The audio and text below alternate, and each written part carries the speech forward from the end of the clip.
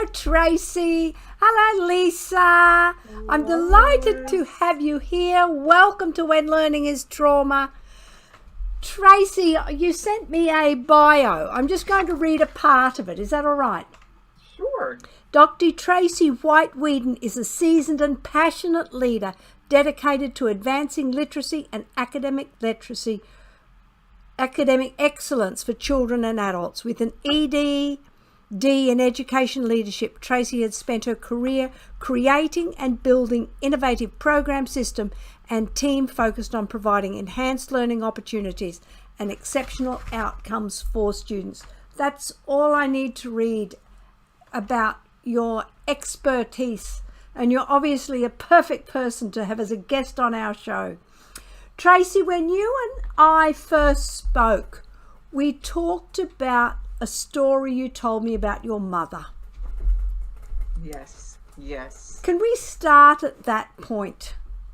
Absolutely. And that is tied for me to what I ask educators all over the country, particularly when things are really hard. And that is, what is your why? What is your reason to stay engaged, to keep pressing on, to keep fighting for kids, so that every child has the opportunity to become a skilled reader, writer, and expresser of their unique talents, gifts, and thoughts? And for me, it's tied to my mom, Bessie Mae White, who resides in Michigan at this time.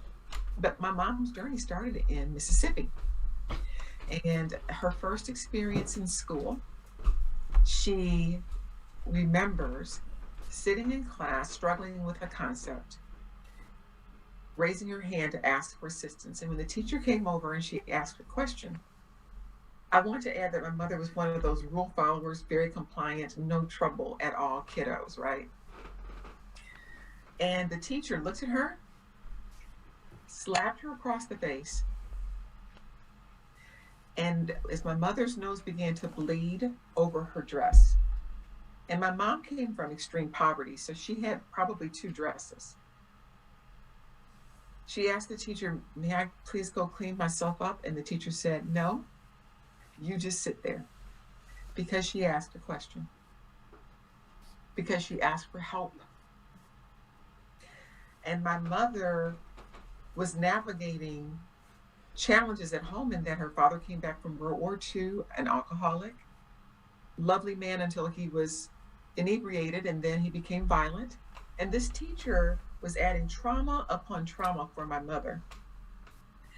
The reason my mother is my why is that she probably went to 10 different schools, but in her mind, instead of being bitter, she decided she would somehow make it better for her children one day. Wow. And I'm the oldest of 7. And I can tell you, we are all skilled readers. 2 are deceased now of the 7 of us, but our life trajectories were completely different than my mom's. And so on the days where I feel laden and heavy and like I want to just give up and this is too hard, I think about my mother, the little Bessies out there who need a champion, who need an ally, who need an advocate to be sure that they have the opportunity to become a skilled reader. And, beyond that, Lois, we know there are other barriers to learning that have to do with the emotional trauma that folks experience when they're treated like, I'm not trying hard enough, I'm not smart enough, I'm lazy, when actually their brain is working 5 times as hard as other people's brains because they're dyslexic. Yeah. And I want to be a part of that kind of change. Which is why we're here. That's why you want to be part of the change, but also, the impact of what that teacher does lasts a lifetime. Yeah. Yes, it does. Children, every child needs at least one adult who's absolutely crazy about them. Yeah. Say that again. Repeat that.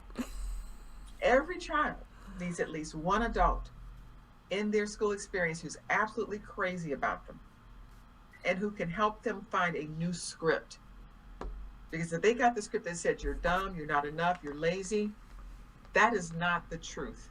They need somebody who can give them a script that tells them they're precious, they have special gifts that nobody else has, and they have a purpose. And when that aspirational adult steps in, even, years of the other sort of a script can be overcome just by one adult who's a believer in children. I love that. Lisa, what have you got to say?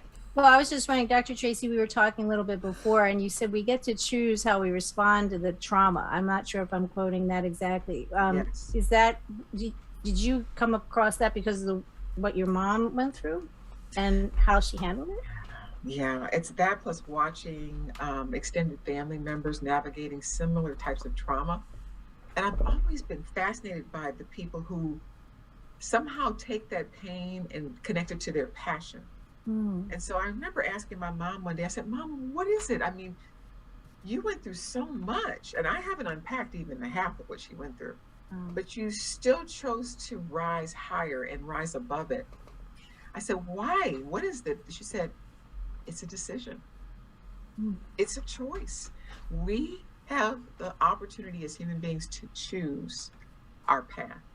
It's just a decision. And what I realize now is our emotions will catch up with that decision.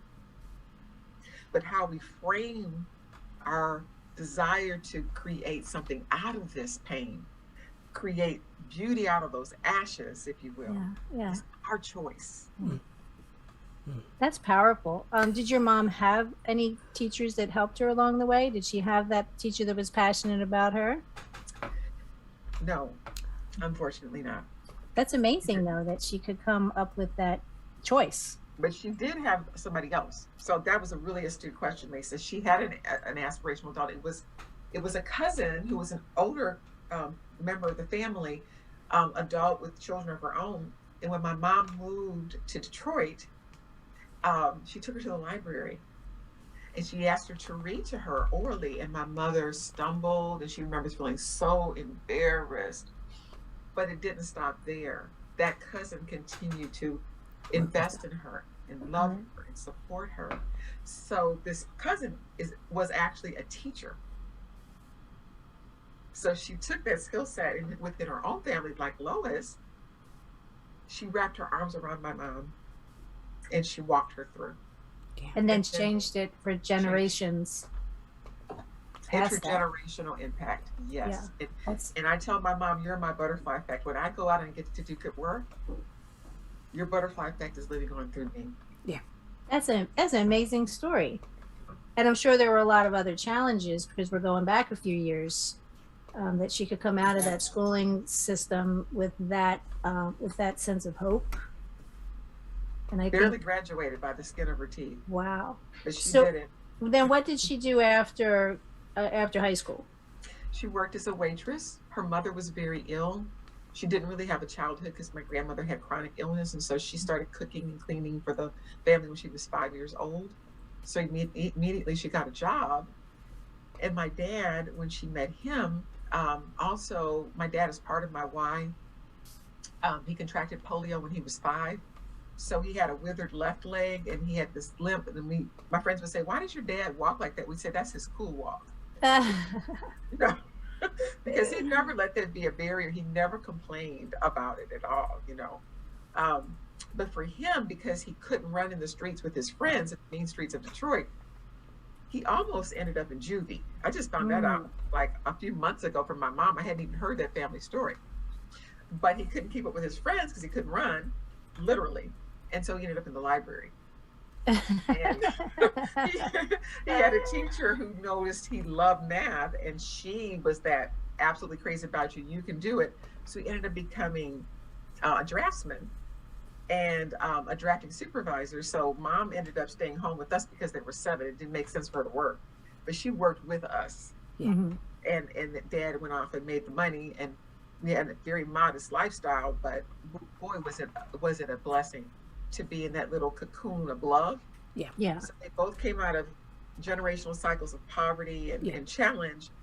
But they came together around something bigger than either of them individually, and that was, let's lift our family through literacy. Wow. That's excellent. I know there's a buzzword, the positive growth mindset. What do you think was your mother's positive growth mindset? What do you think it was that kept her in that positive direction? Oh, I love that question. So what it was, and for those of you who are people of faith, I know it was divine. It was God's divine grace on our family. And I know that because at the brink of when I was 4.5, my parents were, my dad didn't know it, but my mom was about to divorce him because she had a vision in her mind, and there were three of us at that time, that there was a certain kind of family dynamic she wanted. And my father didn't have a father to be an example to him, so he didn't know how to be a father. And about that time, he received Christ as his Savior, and he became a different man. And I remember at 4.5 how my dad went from this sort of cold, distant stranger to somebody who was really making attempts to live and love towards us. And at that point in my life, I was like, whoever this guy is, I'm following him the rest of my life. This is a miracle. And the rest of the story is 4 children later, 7 kids. And my dad passed away almost 4 years ago. But it was the biblical literacy where he wanted us to just have this higher calling of doing God's work on earth. Wow. And having the character to keep us in the places that we could go. And then the literacy of how do you speak and present your ideas and just be a voracious reader, building that background knowledge to create a place at the table for you. And my mom even, I have to tell you this on my mom, she bought Emily Post so we could learn about etiquette.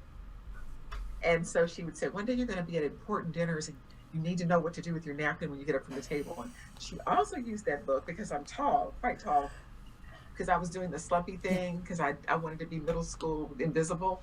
And she made me walk with the book on my head, and she would put a string across the living room and say, cross one foot in front of the other, and walk like a model and put your head up. So she corrected that because she had this bold vision for us that we were going to do great things.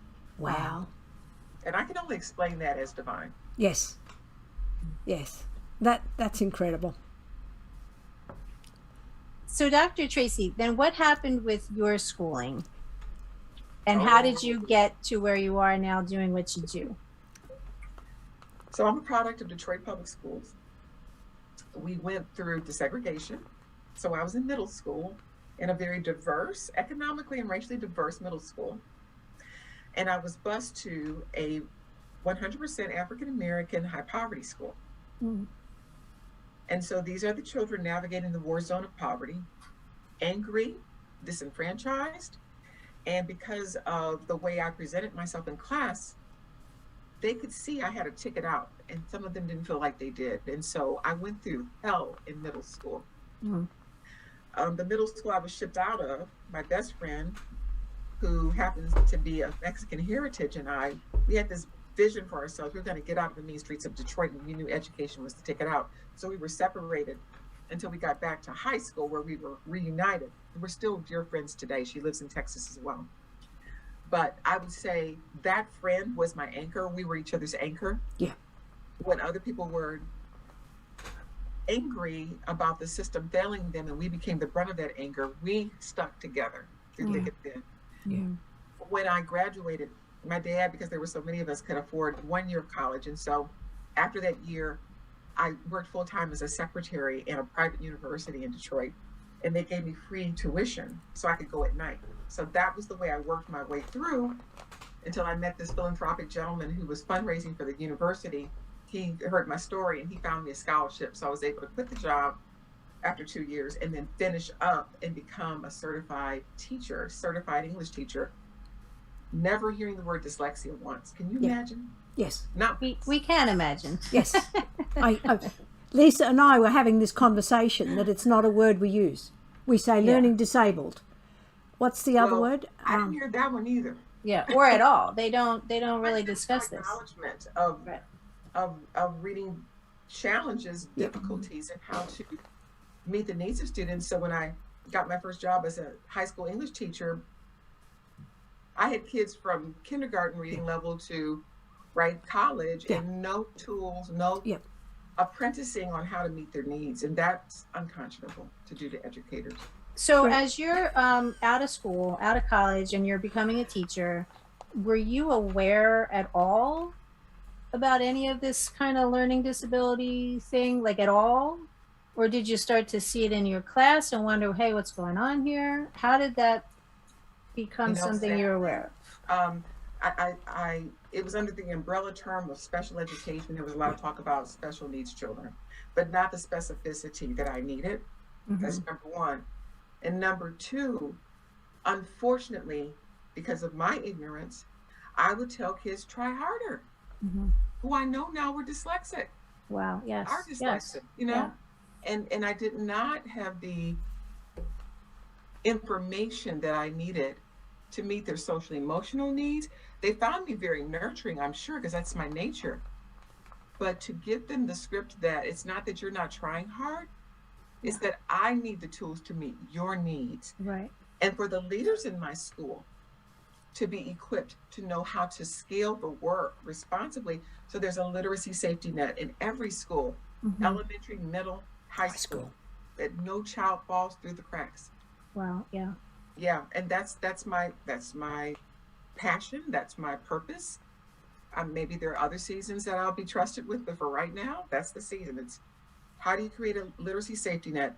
It's not just early literacy. Yep. It needs to be across all all the way through. content areas. Yep. And it needs to be until that student is equipped to navigate college, workforce readiness, and life. Yeah. So take us into your classroom. So now you're starting to see some of these kids struggling, and you're thinking at first, well, they just have to try hard enough. And you seem like a very nurturing person, as you said. What happens after that? So then I become a district leader. I become a middle school dean of instruction, and I create based on data from the state test, right? It was tax at that time, disaggregating the data. Who are the bubble kids who are almost proficient, and who are the kids who are below proficient? And so let's pull those non-proficient kids and let's say louder what we already said, or let's focus on some isolated skills, right? Didn't know. And then wondering why they didn't want to come to intervention. You know, how do I make it where they want to come and they feel safe? Well, who would want to come to that? Right. Who would want to come to that? Yeah. And how many of those children had learning differences that I should have been taught about? Right. And even though they were not identified in elementary, to be given the tools to screen and identify those students to strategically, diagnostically, and prescriptively meet their needs. And something I love about Lois's book, it is in a culturally responsive way, really understanding those two young men. I forget the district, it's in Texas though. Twain and Pedro. Yes. In Lubbock. Yes. Were you they were telling you the kind of text they wanted to engage with and what was relevant for them. And it was so respectful of them as learners. And I just love that part of the book, that we need to be culturally responsive and instead of having a deficit mindset about children who come with language varieties that might be from Appalachia, it might be from the Valley, you know, because they're English language learners and they speak Spanish at home. How do we honor the language the scholars loved in, or the dialect they're loved in? Because that's relational, that's community, that creates a place for them. And it's not a deficit. They don't speak bad English. Right. Those dialects are just as rule bound as academic English. Right. And so how do we build upon that with an asset-based approach, not a deficit approach? And so the child feels honored as a scholar, and that the teacher's a learner too, as Lois was. I love how you say the language that you're loved in. I heard you speak on a podcast of some sort, and I've heard that, and I think that's a great way to put that. Do you think that teachers, or I'm sure teachers, are a little confused themselves as to what to do with that? You know, are they supposed to teach the kids with what they would call school English? Now, I would argue, and I don't mean to be inflammatory, but I would argue that that's white culture. That's where it's come from. I look at Lois's face. She said, "You went there?" Yeah, we have to. We have to talk about that. So I would argue that that's been a white system, and now teachers aren't sure. Well, am I supposed to be teaching in this? They're changing the language of saying a white system now to school language, right. But it is still a white. It's come from white society mostly, or I would say all the way. So I, what are teachers supposed to do? I think they're a little confused. Are we supposed to teach in the language that they're loved in, or are we supposed to teach this school language and everybody should be fine with that? I think there's a lot of confusion with that. that's a powerful question you just asked, Lisa. First of all, I would ask each of those teachers to ask themselves, is there a language variety I'm loved in, which includes dialect? Mm-hmm. So it's really not about race, it's about relationship.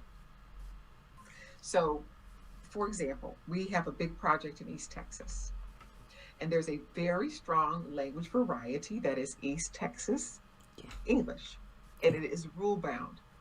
So it's really about understanding, just like each of us have a language variety right in this space, Mm-hmm. but we get to honor and love that because that's what allows us to interact with our community. And we can code switch at times. I don't know about you, Lisa, but I've spoken to other colleagues who happen to come here in a white suit and not a brown suit, right? Mm-hmm. But they can relate to that and they say, I code switch. Well, so Yeah. do I. Yeah. Yeah. Oh, and And I so, think I do that. Absolutely. right? But I So think the teachers aren't sure. Should they be doing that? I think they're not sure. it's the mindset. It's the way we frame Mm-hmm. the opportunity to give children what I consider a form of currency. So there's the currency that they are loved in, and they need that to navigate the landscape of the community. Right. And it's a language of power. It's a dialect of power. It's a language of variety of power. If I went back to inner city Detroit in certain parts of our city, and I used the language variety I'm using now, Mm-hmm. I would not have the form of currency I Yeah. need. I'll give you this example. Yeah. I went to Jordan with a group, um, and we were visiting downtown downtown in Jordan, and I got separated from the group,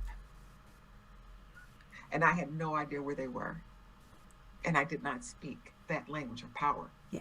And I cannot begin to tell you how terrified I felt because I had no idea what I was going to do. Thankfully, there were people who were able to be that cultural translator for me to reconnect. Yeah. It's the same principle with our children. Mm. Can we honor that they have a different form of currency, if you will, that is just as important as the currency of the structure of the English language? And so in a knowledge economy, the big idea is they deserve to have both forms of currency that they can use strategically as they wish. Yeah. So that I have a place at the table if it's a boardroom, or a place at the table it's the family picnic. So Right. it's acknowledging that this is just as important and valuable as far as what you're loved in as what is school-based language, if you will. And is it white? Well, if we look at different countries, it's the driver in even international business. Mm-hmm. It's English. It's the structure of the English language. So it's currency. It's Right. a ticket. So I think in our teacher preparation and leader preparation programs, it's about helping teachers understand what is culturally responsive teaching, Mm-hmm. what are those best practices, what are those proven practices, and giving the teachers the tools that they deserve. Right. What do you feel with some of the students, though, then would have some resentment towards having to code switch into this, different dialect all the time? And I think some of the African American students, I live in a very white area, and I'm not as used to this area as being very white. I grew up in closer to Philadelphia, and it was more diverse. My high school at the time was still majority white, but it was more diverse than where I am now. And it's the teachers and everything around here. It's a very white society. Some of the students and some of the parents, they have a little. They're not angry people. They just have some resentment towards, well, this is, maybe that's where I form my view of school English as being based off of white society. And I think historically the education system has been predominantly white, historically. Mm-hmm. And so how do you handle that with students or families that are feeling some resentment towards that? Like, Mhm. why do we have to do it your way? Why can't we have things a different way? Or I don't know how else to express that, because I grew up, I was born in the 60s. So I've come through a lot of, I only know what I know. I've come through, again, majority white high school. And interestingly, that high school now is way more diverse than even when I was there. And it is causing some trouble with how do we relate to the families Yeah. who maybe do see a little resentment. Why do we have to do it, this way? I'm not sure if I'm expressing that right. You are. I mean, I understand you're being authentic, and I appreciate your authenticity. What I would say is important to note that there are proven research-based practices for family engagement. The challenge is that sometimes we do things to people and not with people. That's a good point. Sometimes we don't ask the families, what is it that you want for your scholar? What are your aspirational desires for your scholar? I'll give you an example that's hot off the press right now, and that is with evidence-based practices being a focus nationally. There are people who are deeply concerned because they don't have a place at the table to shape this change. And they haven't been invited. So things have been planned out and then sort of like an afterthought, oh, what do you think about this? No, we need to engage our families. And the work of Dr. Karen Mapp, MAPP, out of Harvard University, one of the best summer trainings I've ever been through, focuses on those proven practices for family engagement. And it's not just about Black families. Back to the families in Appalachia, where poverty is white. Once again, those parents deserve to be invited to the table to be asked, what's important to you? Do you know how your scholar compares in their growth to other scholars of the same ilk? How are they faring? How can you, as a parent, support their growth academically from home? What do we need to be hearing from you about the barriers to your scholar's experience? Is our school invitational? Do you feel like you can come in the door and that we want you here? Or do you feel like we're like, get out, we don't need you here? So Dr. Mapp's work is called the Dual Capacity Framework, and it helps educators have the tools to understand how to engage parents effectively, how to have parent conferences, or how to have an open house where we don't just talk about the rules. I mean, if we're just talking about the rules, that's not engaging. And I got to do work like this in the Tampa area with Dr. Knapp. It changed my life. Wow. So that's incredible. They're structures, they're tools, they're experts, and they're doing great work. It needs to be something we provide upfront for teachers and leaders so they lead, because that's in terms of sustainable change. If we don't have family engagement in place, it will not stick. Right. That's what the research shows. And you made a point that it's not a color barrier, it's a whole range. It's a whole range of cultures. And class. And class, yes, that we need to include. Yes, exactly. You know, you've heard this phrase, pull yourself up by your own bootstraps. Bootstrapping. You know, in England, that's an insult. Yeah, it should be. He thinks he can pull himself up by his own bootstraps. It's a joke, because we can't. That's right. It was what you said earlier, Lisa. Who was it that helped your mom? You instinctively knew. My mom wasn't bootstrapping. Sometimes you can't even afford the bootstraps. There was an aspirational adult who was her navigator. And so similarly, we get to say to parents, we're not expecting you to bootstrap here. And this is another big point in education.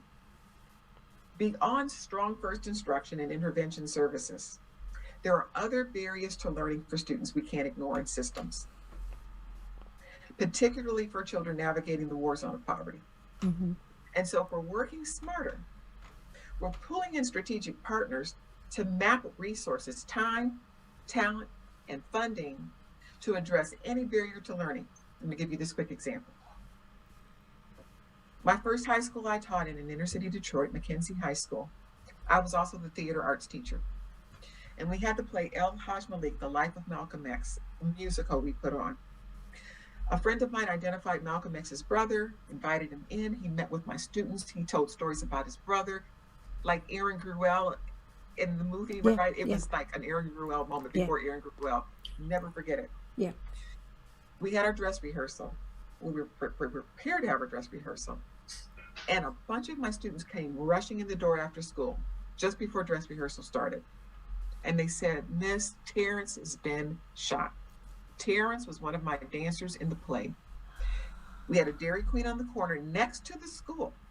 He had been sitting on a bench eating.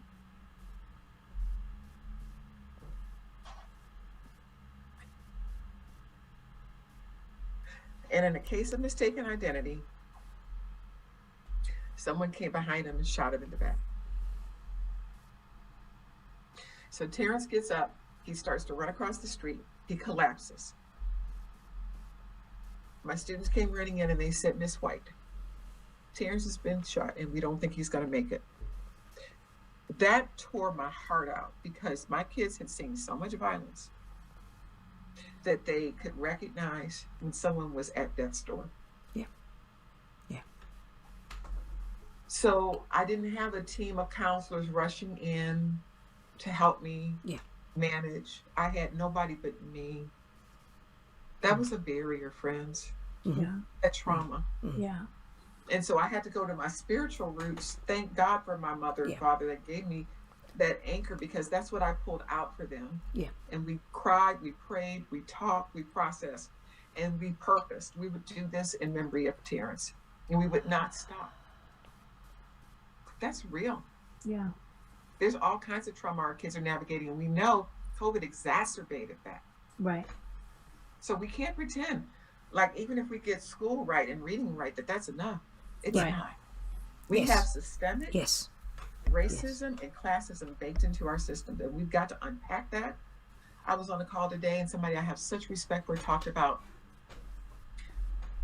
this is a really emotional moment about how she was paddled for speaking Spanish on the playground as a second grader. We have some skeletons in our closet, and they're foul. And we got to air those closets out. It's not about shame and blame. It's about acknowledging the pain to move on to our purpose. Right. And to get away from this divisiveness, we got to come together. Can I dare ask what year that was? What year for what? The child's paddle for speaking Spanish on the playground. I couldn't tell you the year. Right. Because I don't know how old she is. Right. But not in the last 20 years, one would hope. No. Yeah, before that. But yes. Still a part of her experience. Yes. Yeah. Yes. Right, but she is refusing to be pitiful. She's choosing to be powerful. Yes. Yes. And in this, we the context though really helped other people understand viscerally as they respect this person. Yeah. Good gracious, we can't just go business as normal and say, well, we're just going to change some stuff.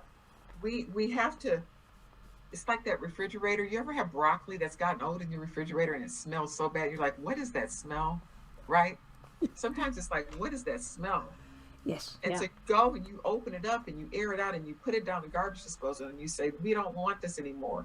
And then we can put new things into the spaces that we want to move into to do what's right for children. That will serve them well. Yeah. I just had a conversation with a gentleman yesterday who's almost 50 years old. Lois and I were talking about this, and this man has been through a lot. He had an unfortunate childhood for many different reasons, poverty and, all kinds of things. And this man, he told me that he's dyslexic. And he said to me, if I could ask God to take away one thing from my life, he said, out of all the things I've been through, and it was a lot, he said, I would ask God to take this dyslexia from me because it limited his opportunity, and still to this day. And here's a man who knows what the term is. A lot of people don't even know what the term is. They don't know the reasoning for their struggles. And he knows the term, but he still doesn't have a positive growth mindset about what can I do with this dyslexia. And, I thought that was so powerful. And he was just reduced to tears over this. And this isn't an unusual story. This is why we do what we do. People lose their lives. They give up. Yeah. I mean, it's that and I want whoever this individual is, send them my way, because we have adult literacy courses, 18 to 85-year-olds learning to read for the first time through Yeah. dyslexia therapists. It's never too late. Yeah, we'll have to connect. And Send them my way. yeah, because he was looking for some supports and resources, and I'm in with a lot of different groups, but I'm really looking for more supports. Yes. Where do we send these people that have had this go on? You know, and here's a guy that's come through poverty, and he's come through, you know, he was in the what is it called system, the I can't think of the name of it. Criminal justice. Well, he was in the criminal justice system, and he was in the foster care system. Oh, just my. a lot. He had a lot going A lot, on, yeah. and he said, if I could ask one thing to be removed, would be the this would be dyslexia. it. So I'm That's always profound. interested. Like, that's why your mother's story is so powerful. How did she come out of that experience with such a positive attitude? You know, and again, you talked, well, she had some help. I don't know if this guy had help. It sounds like not. You know, we can't leave that to chance. Can't leave it to chance, Lisa. That's right. You know, it's so funny because I think about my mom. She taught us every nursery rhyme known to man. I don't even know how she learned it herself, because she had a sense if I can build their oral language skills, maybe that'll help them read. I just have to call it a God thing. I mean, I can't explain that. Yes. Yeah. But I will say this, back to incarceration. It is disingenuous to us to call ourselves a country that's the home of the free, when we have the highest incarceration rate in the world, and when 85% of children who end up in the juvenile court system are functionally illiterate, when 48 to 50% of inmates could be screened and found to be dyslexic. There's a clear through line in a knowledge economy and an information age that our moonshot as a nation needs to be literacy. Mm-hmm. And it is a moral imperative. Yes. It is immoral not to. Agreed. So, you know, I'm standing on that bully pulpit. I'm saying it loud as I can. If I were a politician, I would make it my platform. Yes. I have no desire to be a politician, but if I were, I would make that the platform, because you could actually show measurably how you made a difference in society with just that imperative. Yes. Yeah. Unfortunately, a lot of things are tied up into money and power. And so there's huge barriers with trying to get some of that moved in the right direction. I remember talking to a politician a couple of years ago, and we were talking about dyslexia and the trouble some of our students have in the school. And he tried to shove that under the rug and said, well, you know, we've got to fix poverty first. I'm thinking, well, good luck with that, because that ain't going to ever happen. So in the meantime, they're combined, right? One, they're intrinsically tied to one another. They are. You fix literacy. That's exactly. I've got another angle on this. Have you watched the story of Dr. Paul Farmer? He's a medical man. He just died in the last month, age 62. And his idea was to bring practices to Haiti. It started in Haiti. Care for people. And what do the politicians say? What do the academics say? We can't do it. It's too expensive. It's too this, it's too that and the other. And he did it. Wow. But it's worth it. The military. We can afford to arm ourselves and have put all this money in this. Look all the money going into killing people through the military. Or the prison system. People through literacy. How about that? Yeah. There's no excuse for that. There's none. It's just, one of the parables my dad taught me, not parable, proverbs my dad taught me is, for lack of vision, the people perish. Mm-hmm. And he went back to the original Hebrew, and that word perish means to cast off restraint. Yeah. So when we have a vision, then we will self-regulate in ways because we want to reach that vision. Yeah. And so how do we articulate a vision that's so bold and compelling that regardless of zip code or the people group we're from or the language variety we speak or dialect, right? We see this big, bold vision to, as a country, be that light on the hill. Mm-hmm. And I believe literacy is central to that for us as a nation. Yeah. And COVID has been our opportunity to exploit the pandemic, learn from it, and reinvent how we do school and why. I agree. Yes. I love that. I absolutely love that. How are we going to do it? We've got to do more. I don't know how to do that, but I love the vision. I love it. Starts with words. Words are containers of power. Yeah. We've got a question here, and it's a powerful question, if I can read it. What would you say is the most important thing for teachers and educational professionals to learn from working with students with learning disabilities or dyslexia? The most important thing for educators to learn from these students is that one size does not fit all. And that just as a surgeon becomes diagnostically prescriptive, they want to understand the patient holistically. And then we can serve them. And that we need bedside manner. We need to have a growth mindset about children. We need to see them as capable. We need to not have the low classism and racism of low expectations for children. Mm-hmm. So there are two sides to educators. It is compassion and empathy, but it's also high expectations. And that, my friends, is love. Love is the most powerful force in the universe. And love is an action word. Love is outgoing concern for children, and that we focus on things that will serve them well. Yeah.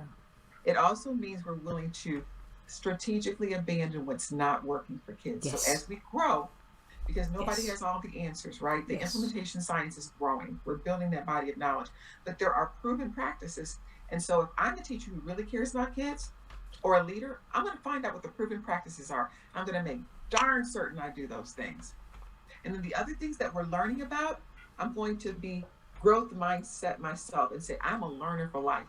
Yeah. So how do I continue to get better at my craft and the art of being diagnostic and prescriptive about the child in front of me? I absolutely love it. And you and I are partners. Yes. Can I add on to that question? Yes. What would you say to the teachers who want to do those things and they find themselves restrained by the system of education? What would you say to them? Oh, yes. Prepare like there are no barriers. Okay. Prepare like there are no barriers, because when preparation meets opportunity, you'll take off. Oh, I like that. When preparation So meets don't opportunity. use that as an excuse, right? Yeah. Mm-hmm. Build deep pockets of knowledge about proven practices, science-based practices. Nobody can stop you from implementing those under the radar. If you're in a culture that is not in a state to support you, that learning sort of an ecosystem that's supportive, look for one that does. Mm-hmm. Okay. And don't give up on the profession. Yeah. Go find people like you, but don't let that excuse to not bloom where you're planted. Mm-hmm. Bloom where you're planted. And you could be that change agent. When people say, what is Miss Smith doing over there? Oh my gosh, her kids are 95% kinder ready. And everybody's at 33% in the school. They're going to come looking for you and want to know what you're doing. So be that butterfly effect wherever you are. Oh, I like that. Yeah. That's brilliant. Yeah. Our time is up. Dr. Tracy, Right. we've got to have you back. I'd love to come back. You have I think just... the world, you know that. And Lisa, it's such a pleasure to meet you. Very nice to meet you. I'm so happy that we met. And I will connect with you about some of those other things that we talked about for sure, if you're okay with that. I look forward to it. I will. Yeah. And as I think, and next week we have another brilliant contribution from Dr. Mine Konkbaya from the UK. She does a lot of work on LinkedIn with a whole range of students. But tell us where we can find you, Tracy. Absolutely. So you can reach out to neuhaus.org. That's NEUHAUS.org. We have a family support office. We have adult literacy that we actually are delivering virtually now because we had to reinvent ourselves in our COVID chrysalis, as I call it. We couldn't stop the mission because of a pandemic. And We have professional development for teachers and leaders. We are nationally accredited for dyslexia therapists to gain the skills they need to provide services to students. Do not hesitate. Reach out to us. We're eager to be here. We're here to serve. And you're based in? Based in Houston, and we're all over the country, and launched our first international cohort from Hong Kong during the pandemic. Oh, congratulations. Thank you. I'm so proud of our team. This team is on fire. I want to play Alicia Keys all day long. They are amazing, committed, loving, beautiful people, and I'm so blessed to be able to work shoulder to shoulder with them. Oh, that is fantastic. Lisa, where can we find you? Still just on Facebook and here on Monday afternoon with Lois. I'll get on LinkedIn eventually. I'm on it, but I never visit it. There's a limit to how much we can do. And you'll find me on Twitter and Facebook and LinkedIn and Instagram and here at YouTube. Thank you for joining us, and I have to thank my son Isaac and Chris for all the work they do to help us put this program together, for their technical expertise, and hit the like and subscribe buttons because it helps our channel grow. So thank you, and we look forward to seeing you again next Monday evening at 4 p.m. Eastern Time. Thank you Dr. so Honored much. to be with you today. Oh, it's just wonderful. Thank you. Thank you. God bless and keep you. Bye. Bye-bye. How do I end all? Thank you so much. You're so welcome. I'm so honored to participate. Oh, it's Hope it was well received. We'll see. We shall see.